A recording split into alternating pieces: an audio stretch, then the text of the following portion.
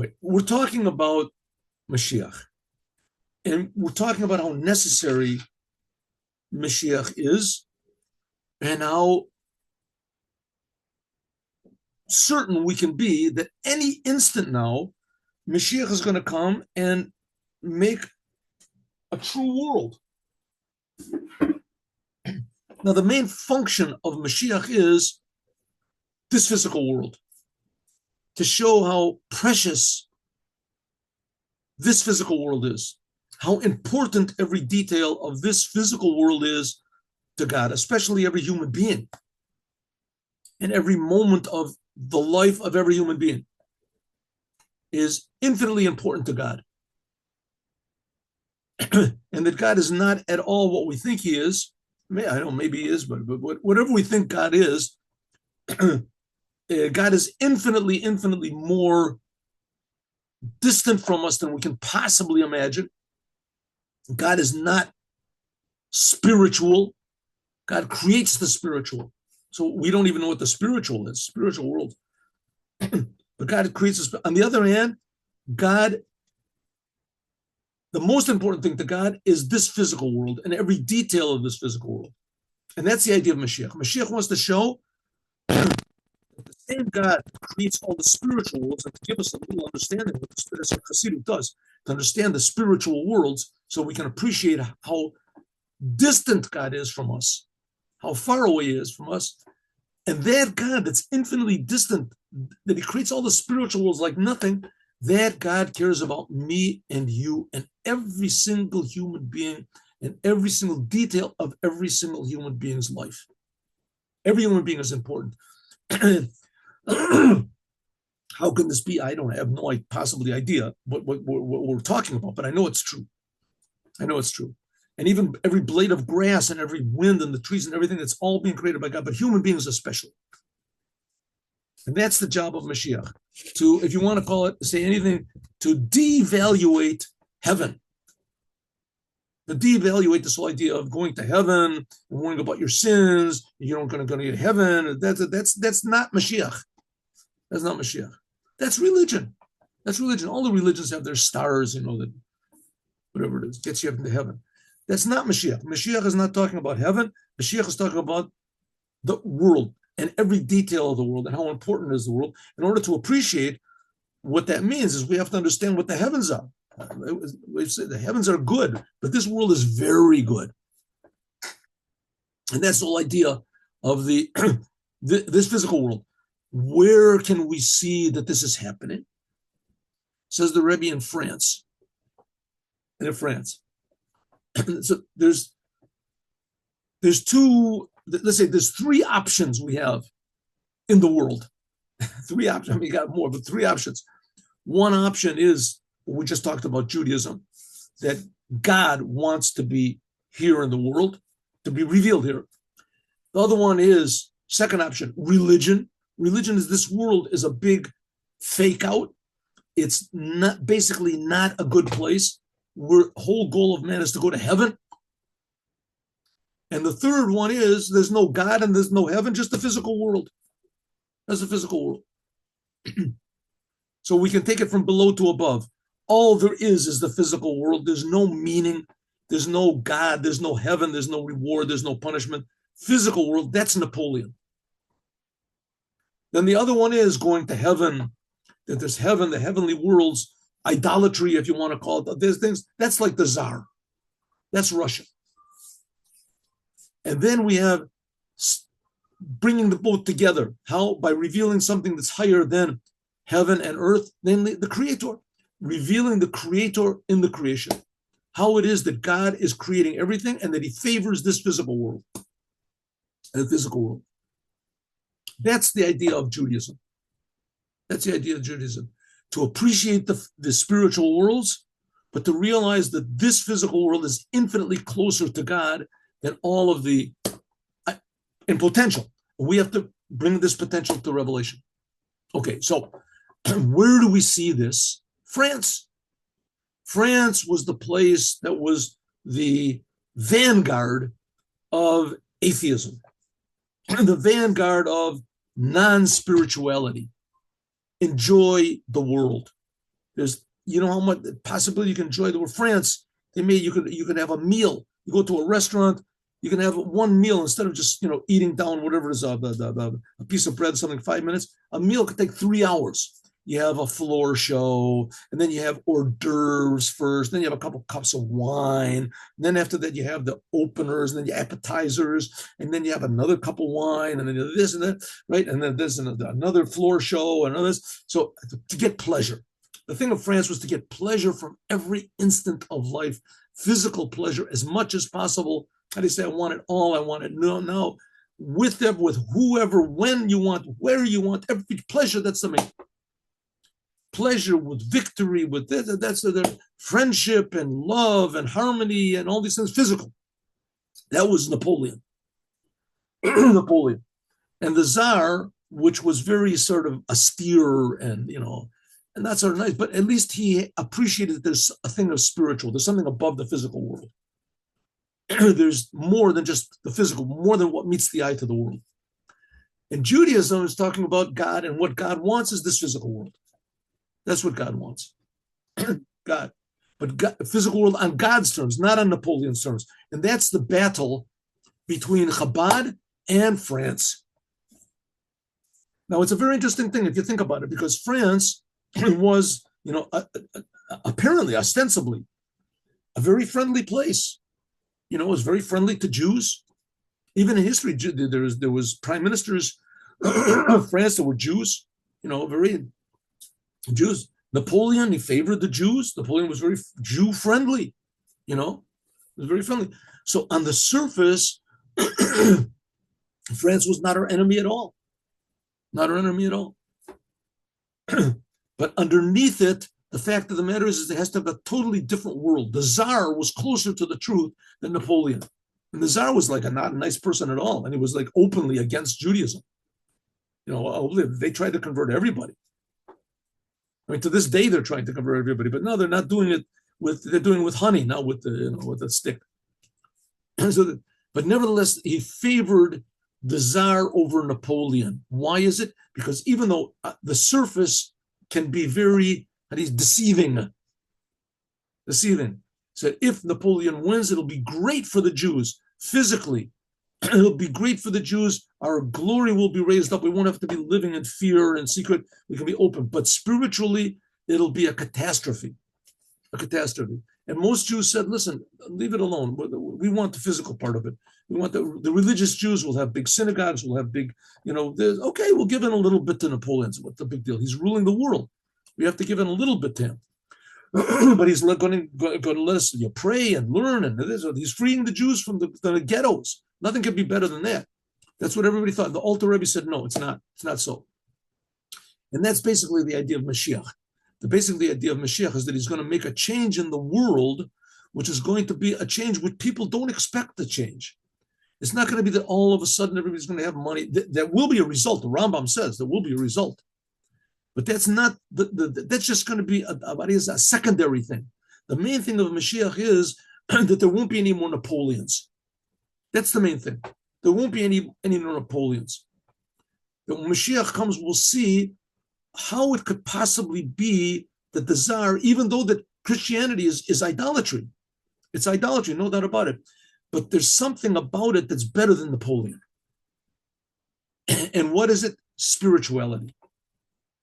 Spirituality somehow or other is better than even the best physical world there can be, with peace and harmony and money and brotherhood and friends and dangers.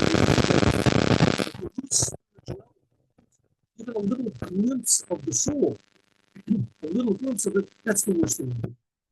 That's the worst thing. And that's what Mashiach is going to do. Mashiach is going to change the priorities of man so that man will be interested in what's going on, what the real purpose of the world is. What's behind this world? What's really going on? Okay, idolatry comes to the wrong conclusion, that we have to leave and we have to go to heaven. But Judaism was the right conclusion, that behind this world is this world. That's the point. Okay, so therefore, that's the whole idea of France being conquered by Chabad. And that, says the Rebbe, is the big sign of Mashiach. The big sign of Mashiach is that France is no longer dominant. The ideas of France, the philosophy of France, the atheism of France is not dominant anymore. They used to call it, they think that they call it existentialism. French philosophy, I learned philosophy a little. French philosophy was about existentialism. What does it mean existentialism? That all you care about is existence. What is existence? What you see. Right? All what you see, that's all that's real. That was called existentialism.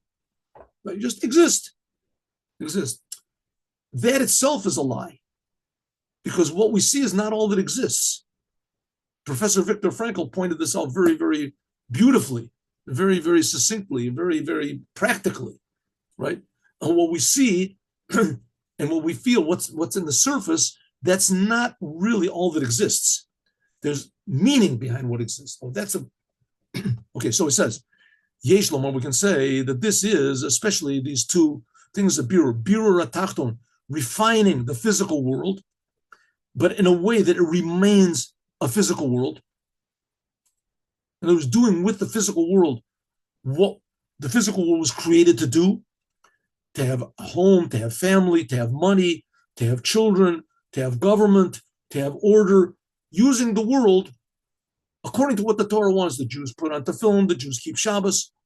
And number two is revealing the reason why the physical world is here. But often said davar echad, that it becomes one with godliness. That is hinted at in the word Tzarfat, France. How is it hinted at in the word Tzarfat? That's what he talked about before, the unity. They call the was it synthesis? That's what they call synthesis of the essence of God with the world. That's the idea of France, Tzarfat. Tzarfat, the word Tzarfat is the language of tziruf. Tziruf means to join. It also means to refine. Shemitpateh shel tziruf, to join, to refine, and clarify the world. Kafi shene'amar b'nogea legula, like it says in the future redemption, in Daniel, right at the end of the book of Daniel. Yizboru v'yislabnu v'yitzarfu rabin. It says that there will be refined and how do you say, cleansed and refined and purified many. King David, Daniel says. In the Talmud, it says that Daniel, if the Mashiach will come from the dead, it'll be Daniel, it says. If the Mashiach comes from the living, it'll be Rebbe Yehuda Nasi, it says. And then more in Talmud. Shegeula harihu bal yedei shleimus habirur, that the future redemption of Mashiach comes by means of refining the world. That's what we said before. The world is refined because we see that Judaism is everywhere in the world. Jews are found everywhere in the world doing commandments. Even if one Jew is found somewhere doing a commandment, that refines the whole entire country. And we can say also, in a way of like, to make things interesting, that Tzarfat is the numerical value of 770. Now, 770, that's the address of the Rebbe's headquarters in America. Shleimus mispar sheva, that's the completion of the number 7. Now, the world was created in 7 days, right? So that's number 7. 7 is nature. So 7 is at the 7D, the 10 times 7, and 100 times 7. Shlebas, like each one is included with 10. 70, 7, 10 times 10 sphirot, that's 70. And each one of those 70 is composed of 10. 700. That both of them together, 770. Now, just to point out, the Rebbe did not choose this this address. In Kfar Chabad, they made a replica of 770. The Rebbe said that they should make it. They made a replica of 770 in Kfar Chabad. It's sitting in the middle of a field. It's sitting in the middle. It's a big building. They use it for, there's a big library over there, and there's a synagogue there, and there's a big bookstore understand. And it's sitting in the middle of the field, and the address which they put on it is 770. But there's no 771 or 772 or something like that. There's no 770, they just put it. But in America, it's not that way. In America, the The house right next to 770 is what 772, and then after that 774, whatever so it goes up. No, the other way around. Okay, anyway, that's the addresses are. So the Rebbe did not choose this address. The address was given. They bought this place. It used to be a big sort of a weird hospital. They changed, and now it became 770. The fact is it used to be an abortion center. That's what it was before they bought it. They sold the place and they took it over. That was in what is 1940, some 1940, 41.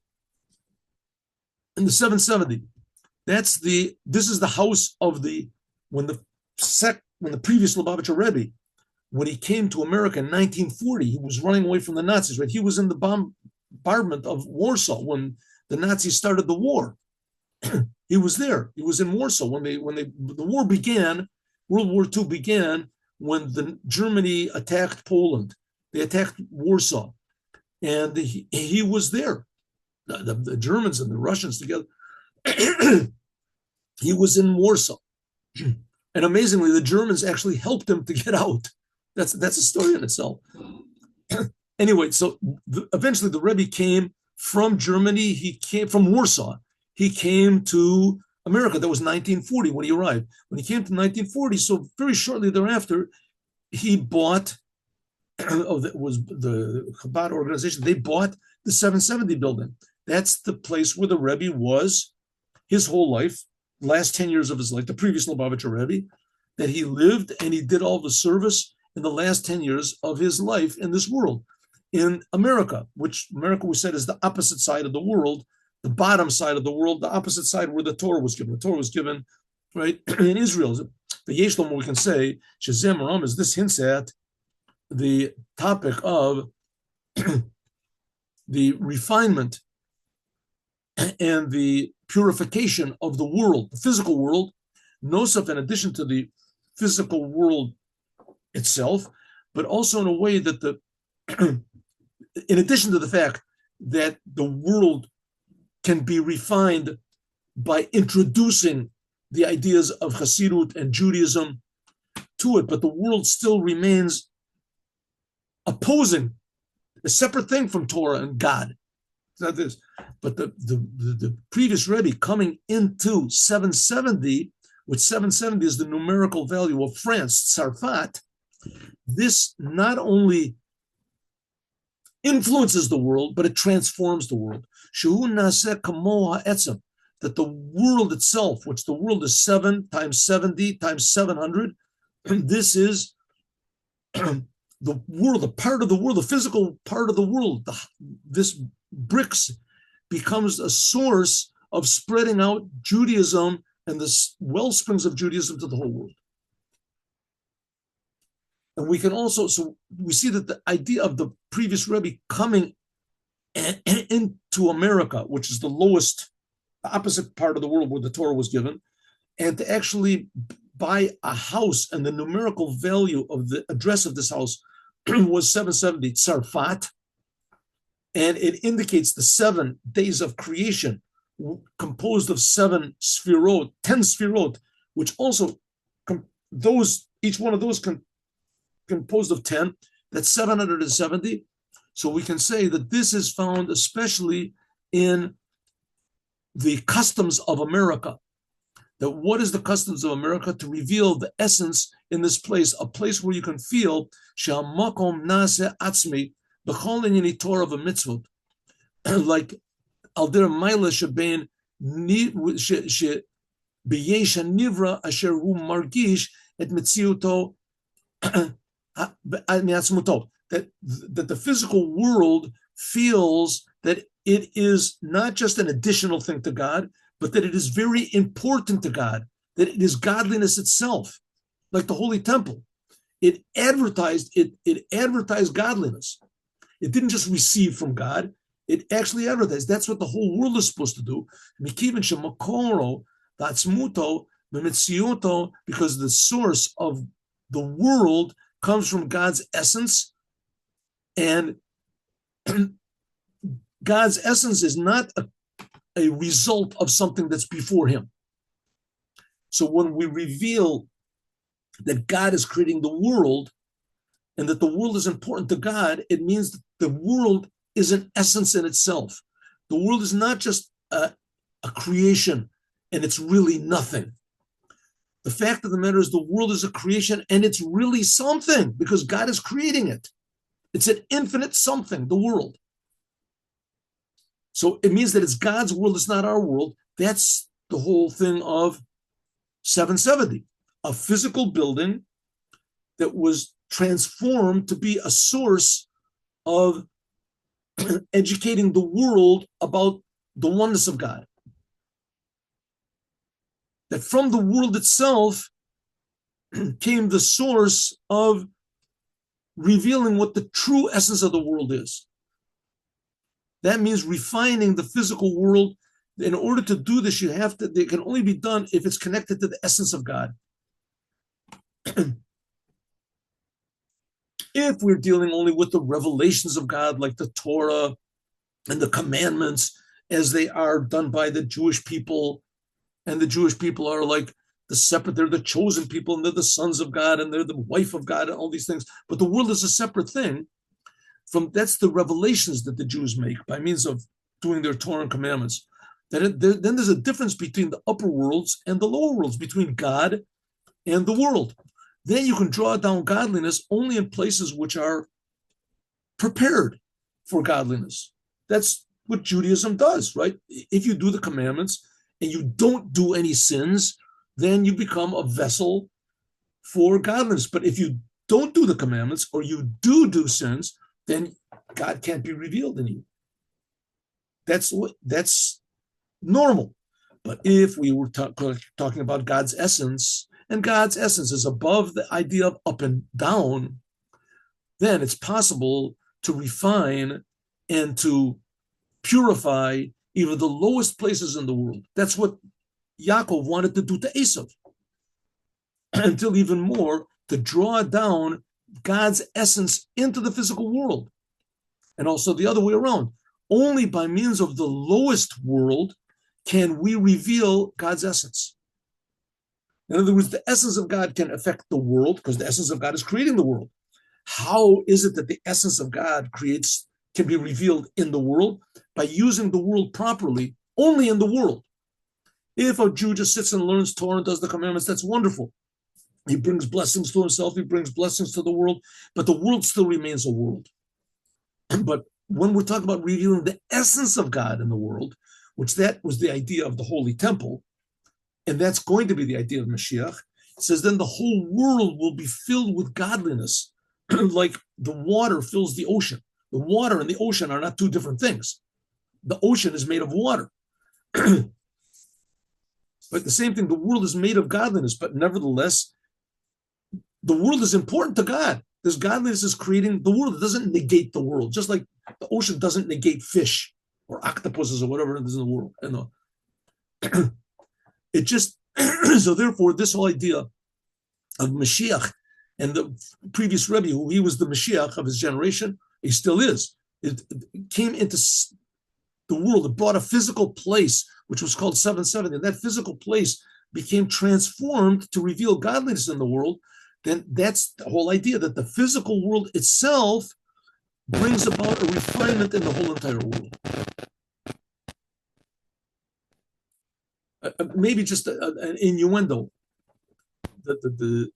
When Napoleon was conquering, so he was unstoppable. He was unstoppable. He won these amazing victories against armies that were bigger than his and more trained and etc. Amazing victories. And he inspired his soldiers to do like superhuman feats. And he was an amazing strategist. He, especially with cannons. Cannons in those days, that was like missiles today.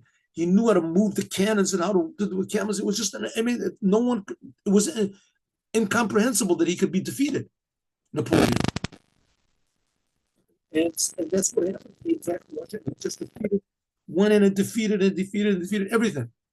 To the point where the first Rebbe of Chabad was with his son, and he saw that people were running away from Napoleon. People were running away, and his son said, "What's going to be? What's going to be? I mean, we're finished." all the other rabbis, they agreed with Napoleon, and we opposed Napoleon. We were against. We're on the losing side. What's going to be, right? And the first Rebbe of Chabad said, Alter Rebbe said, "Listen, I'm telling you exactly what's going to happen," and he prophesied exactly what was going to happen, exactly what was happening. But it was not normal.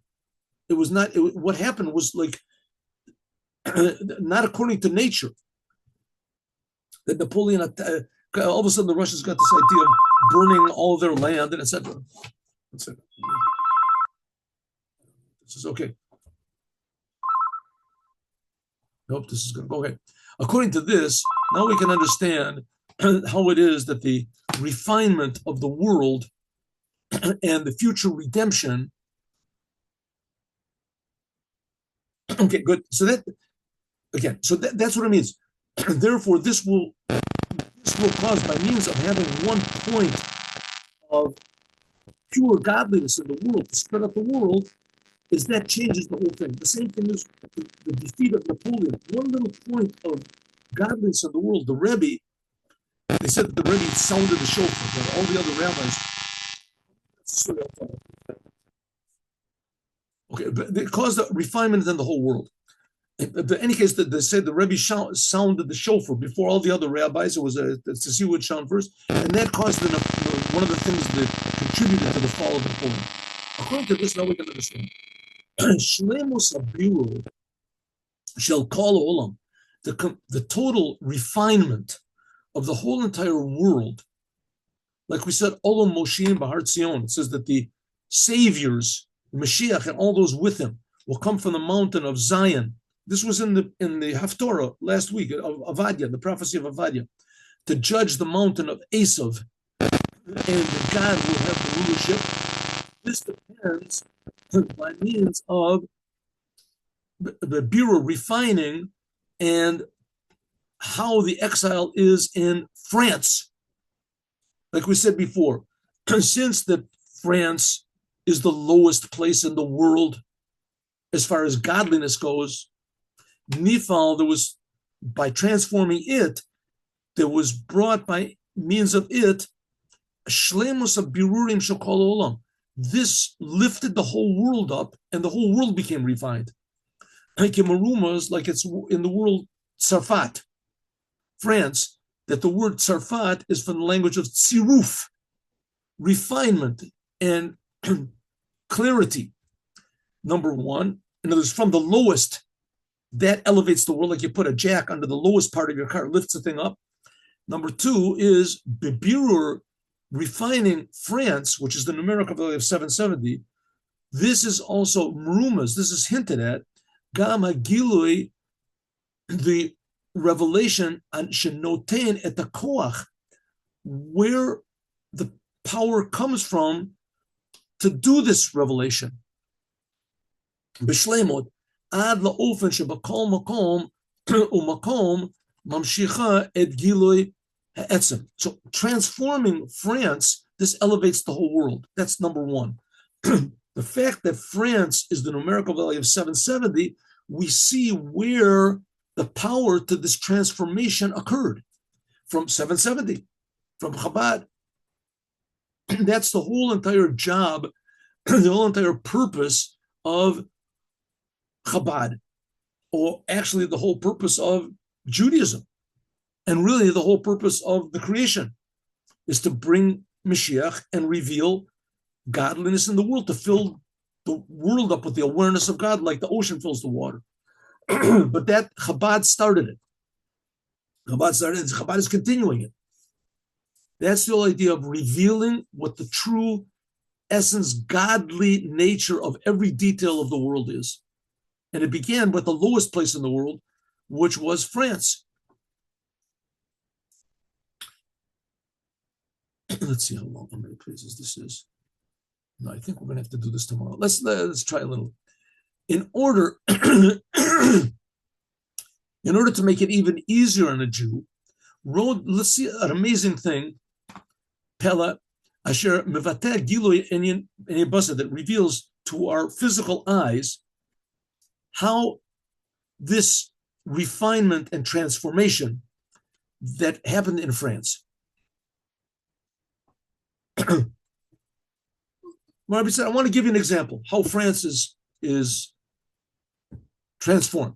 This is the answer to those people who say, Madua lo ro'im kayom, why don't we see big miracles like we did when God took us out of Egypt, like the previous generations? Like we said before, I'm going to show you a miracle that happened. Amara ki tainu zeh mufrachasi, that there are miracles that happen now. It's known that every country has its anthem, niguna amiyuchad, the anthem of the country. Like every country has its flag. Every country has its a flag of the country. That this song they sing when everyone gets together. Right? Everybody stands at Loloth and they salute the flag. Or when the people of the country, when they gather together for some sort of an official meeting. Also when the representatives come from one country to another, as they sound the anthem of the country. Right? When they come, everyone goes. The American representative comes to Russia, so they sound the American anthem. Whatever it is. When the Russians come to America, the representative, they have a big thing. They sing the song. Okay, what's the song of France? The song of France is the Marseille.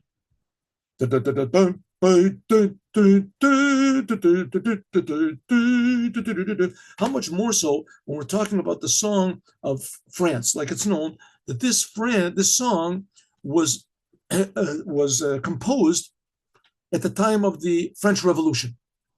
And especially the inner aspect of it, it's known that every country, big country, has a special angel, a special spiritual force which rules over it. We can say that this song is connected to this angel, the spirit of France, that it is chosen by means of the country. Right? Okay, before several years, with Hasidim started to sing the song of France, the Nigun, the song of revolution. And they made up the words, Aderet Vemun. It's part of the song that we sing, the part of the prayers we sing. It's in alphabetical order on Shabbat. Aderet Vemun al-Chai Olamim. Right?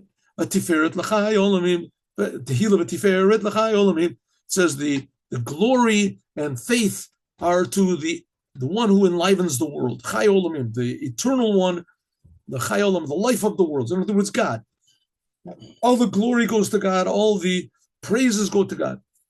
And in a very short amount of time, there was a very amazing thing. France all of a sudden changed their song. They changed it. Why did they change it? This is people that know from France. They said they added another little paragraph, or they changed the middle or something. The reason is, and the elder Hasidim explained that after this song of France became used in holiness, so this angel of France, the spiritual power of France, felt this, it felt it, and this caused that below, that they would change the song. Mitzar Hergesh, that the song became relevant to holiness. And France didn't want that. So they changed the song a little bit. There's certain changes happened. Nigun Chasidi, now it became a Hasidic song that they sing in time of Hasidic Verbringens, including also the Verbringens which are in France itself. And this we can see a revealed way, an amazing change which was made in our generation regarding the generation of the first Rebbe of Chabad. You know, that the message of this song, and taking this song and transforming it to holiness, Aderes ve'amun l'chai olamim, that the glory and faith should be only in the King of the world, the life of the world, and we sing this with the same exactly movement, the same exactly melody. Hasidic Verbringen, and we're talking about Hasidic Verbringen, where they talk about Torah and they do commandments, to the degree that there's some people she'enam yodim klal, that they don't even know that this song came from anywhere. They think that it was originated by Chabad, but only They think Shezeu Nigud Chasidit. This is a song that one of the Chabad songs. Chabad has hundreds of songs, beautiful songs. They think somehow or other this is one. That from time to time there's new Hasidic songs that pop up and people sing these songs. This is a way that everybody knows. Now everybody sings it. So if so, we see that there's an amazing change occurred, that actually France has changed. Now, I remember I was there when they started to change this. This was really, I think that it was the Rebbe that changed it. It was like in the 80s, years before, and suddenly they started to become Hasidim from France. They started coming Bali Chuvas from France, right? Why do we mention this now? And the Rebbe's going to talk about this, and we'll talk about this, God willing, tomorrow.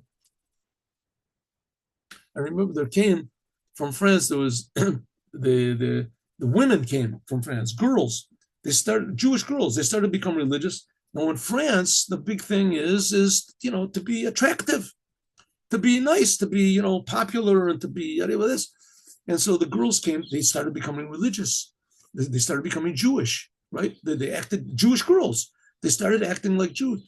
But I mean, Chabad doesn't, stress that you have to, shave your head and do these things. But on the other hand, you have to dress in a modest way. So the girls, they came to Fabringas. This is what women told me. So they dressed modestly, but anything that wasn't explicit, they didn't exactly know what to do. So they had all this lipstick, and some of them went into the Rebbe for Yechidot, right? And they put on perfume, and they put the lipstick, and they put on high heel shoes. They didn't know exactly, what exactly was expected of them. It was just like brand new. And it's something like where I go put on tefillin on people every day. And people say, I want to put on tefillin, but I don't know how. I never did it. Maybe my bar mitzvah, I don't remember, right? But older people, 20, 30, 40 years old, right? They don't know how to put it. They want to do it, but they don't know what to do. The same thing. Suddenly the spirit of Judaism comes into them, that they feel this world is a good place. I want to be in the world, but I want to be in the world the proper way. But, how to do it, I don't exactly know. So you figure it out after a while. That's the same thing. They took the song of France, and they left the same song. It's the same song. And they sang to that the melody. They put the words in from part of the prayers. And that suddenly changed everything. But the song remained the same song. In fact, who changed? France changed. They changed the melody of the song somehow or other. They changed. People told me they changed a little bit. Okay. Let us now learn the Yom Yom. And then I'll tell a story. Stop the story.